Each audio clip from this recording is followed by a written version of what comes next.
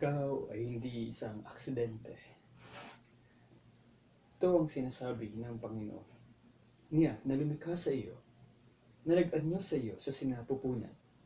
Isaias 44:2. Ang sabi ni Albert Einstein, ang Diyos ay hindi nakikipagsapalaran. Hindi ka isang aksidente lamang. Ang kapanganakan mo ay hindi isang pagkakamali. At ang buhay mo ay hindi bunga lamang ng pagkakataon. Kung hindi mo man balak ng mga magulang mo na mailuwal ka sa mundo, may Diyos na naganda ng lahat para sa iyo. Hindi siya nagulat sa iyong pagsilang. Ang totoo, hinintay niya at inaasahan ito. Bago ka pa ipinagliin ng iyong ina, nabuo ka na sa isipan ng Diyos. Naisip ka na ng Diyos noon pa man. Hindi biro ng tadhana o kapalaran lang na ikaw ay magkaroon ng hininga sa mga sandaling ito. Ikaw ay buhay dahil niloob ng Diyos na likain ka. Sinasabi sa Biblia, tutuparin ng Panginoon ang kanyang layunin para sa akin. Itinakda rin ng Diyos ang lahat ng detalye ng iyong katawan.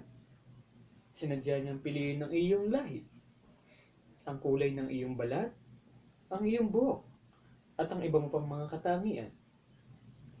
Dinisenyo niya ang katawan mo ayon sa gusto niya para sa iyo. Pinagpasyahan rin niya kung ano ang mga kakayahang dapat ay mayroon ka, pati na ang mga pagbubukod tangi ng iyong pagkatao. Sinasabi sa Biblia, ang buto ko sa katawan noong iyon ay hugising. Sa loob ng bahay bata, dooy iyong napapansin. Lumalaki ako roong sa iyo'y di nalilihim. Sapagkat may dahilan ng Diyos sa paglikha sa iyo. Nagpasya rin siya kung kailan ka isisilang at kung hanggang kailan ka mabubuhay. Bago ka pa ipanganak ay nabuo na ang plano niya para sa buhay. Napili na rin niya ang eksaktong oras ng iyong pagsilang at kamatayan. Napili na rin niya ang eksaktong oras. Sinasabi ng Biblia, nakita ng inyong mga mata ang aking wala pang anyong sangkap. At sa iyong aklat bawat isa sa mga iyon ay nakasulat.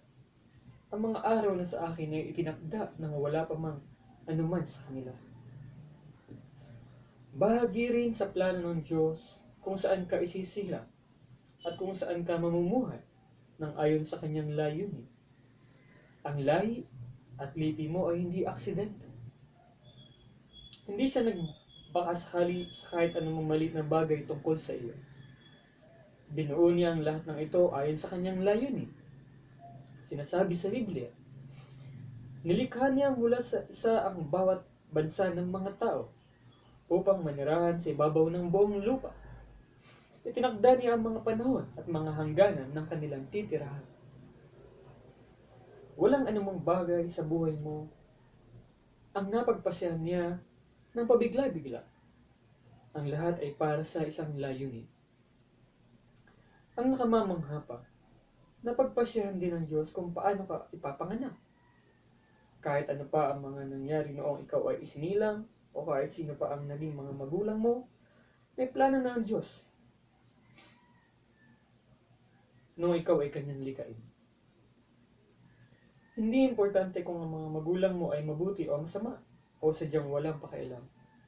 Alam ng Diyos na ang dalawang nilalang na iyan ang may taglay ng eksaktang mga palaangka ng sangkap upang mabuo ang ikaw na nasa kanyang isipan. Taglay nila ang tamang DNA na nais ng Diyos para mabuo ka. Kung mayroon mang mga magulang na ilehitimo, walang ilihitimong anak. Kung may mga anak na hindi binalak ng kanilang mga magulang, ang mga anak na ito ay hindi aksidente sa paningin ng Diyos. Sa pagbubuo niya ng kanyang layunin, sinasaalang-alang ng Panginoon ang pagkakamali ng tao at maging ang mga kasalanan. Walang ginagawa ang Diyos nang hindi sinasadya. Hindi siya nagkakamali kailanman. Mayroon siyang dahilan sa paglikha ng kahit anumang bagay. Ang bawat puno at bawat hayop ay binuo ng ayon sa plano ng Diyos. At ang bawat tao ay dinisenyo ng ayon sa layunin kanyang iniisip. Ang motibo ng Diyos sa paglikha sa iyo ay pag-ibig niya. Sinasabi sa Biblia, at sa atin ng pakikipag-isang ito, hinirang na niya tayo bago pa nilikha ang sanlibutan, upang maging banal at walang kapintasan sa harapan niya, dahil sa pag-ibig ng Diyos. Iniisip ka na ng Diyos bago pa man niya likain ang daigdig. Yun ang dahilan kung bakit niya nilikha ang planetang ito. Dinisenyo niya ang buong kapaligiran upang dito tayo manirahan.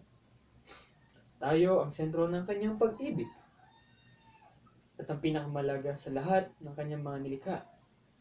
Sinasabi sa Biblia, niloob niyang tayo'y maging anak niya sa pamamagitan ng salita ng katotohanan, upang matangi tayo at maging higit sa lahat ng kanyang mga nilalang. Ganyan kayo, kamahal at pinahalagahan ng Diyos. Ang Diyos ay hindi padalos-dalo sa kanyang mga hakbang. Masusi niyang binalangkas ang lahat ng may buong katiyakan. Kaya't habang dumarami ang mga siyentipikong nag-aaral tungkol sa sansinukob, higit nating nauunawaan na akma-akma ang mundo para sa atin.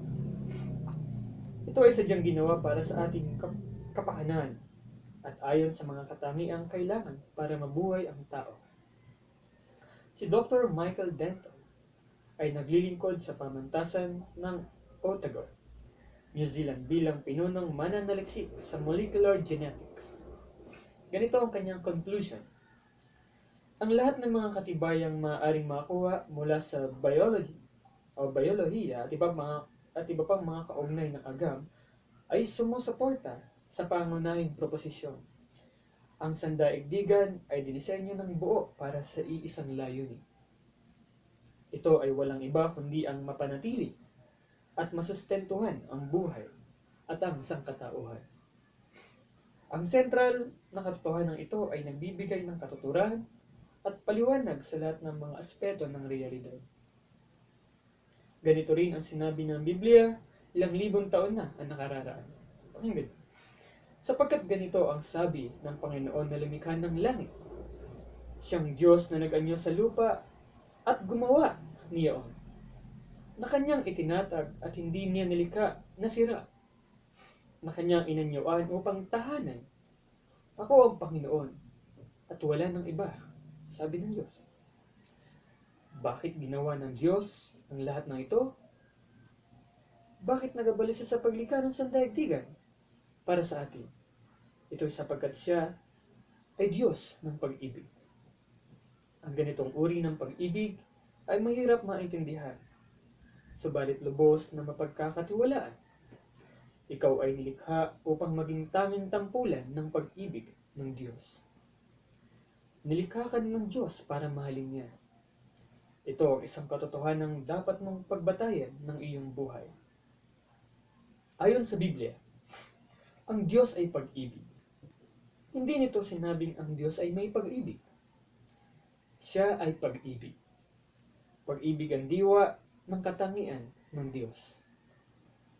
Ang pag-ibig ang namamayani sa buong sangkalangitan. Ngayon, hindi kinailangan ng Diyos na likain ka. Hindi rin naman siya nalulumbay. Subalit ninais niyang likain ka upang ipadama sa iyo ang kanyang pag-ibig. Sinabi ng Diyos, kayo'y inaruga ko mula sa inyong pagsilang. Iingatan ko kayo hanggang sa pumuti ang inyong buhok. At kayo'y tumanda. Kayo'y nilikha ko, kaya tungkulin kong kayo'y iligtas at laging kalingain. Kung walang Diyos, lahat tayo ay mga aksidente lamang at bunga ng mga di sinasadyang pagbabago sa sandaigdigan.